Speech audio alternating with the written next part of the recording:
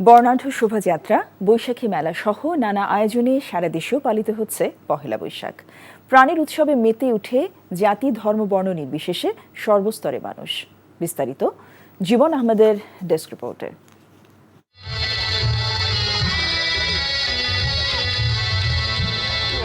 বাংলা নববর্ষকে সবসময় একটু ঘটা করে পালন করে চট্টগ্রামবাসী, এবারও এর ব্যতিক্রম হয়নি।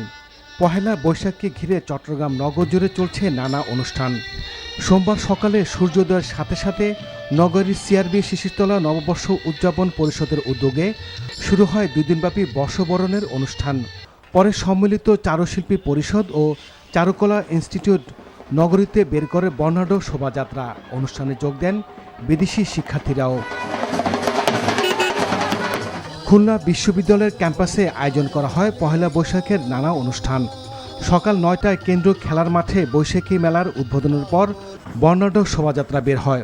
এছাড়া বাংলা নববর্ষ উপলক্ষে চারুকলা স্কুলে চলছে রংতুলি নিয়ে বৈশাখী উৎসব। সিলেটের ঐতিহাসিক সারদা হল প্রাঙ্গণে শতকণ্ঠে এসো হে বৈশাখ এসো হে গানের মধ্য দিয়ে শুরু হয় বর্ষবরণের আয়োজন। অনুষ্ঠানে গান, নাচ ও আবৃত্তি পরিবেশন করে স্থানীয় বিভিন্ন সাংস্কৃতিক সংগঠন। প্রশাসনের উদ্যোগে বের হয় আনন্দ শোভাযাত্রা।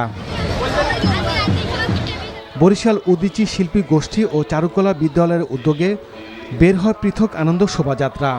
বিএম স্কুলে অনুষ্ঠিত হয় প্রভাতী অনুষ্ঠান।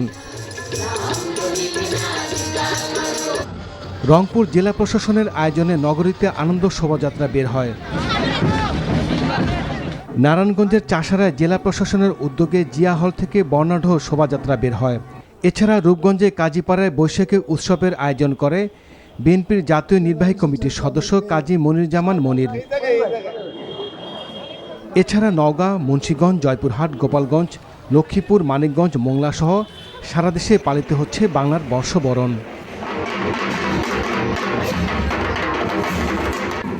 জীবন আহমেদ, এনটিভি নিউজ ডেস্ক।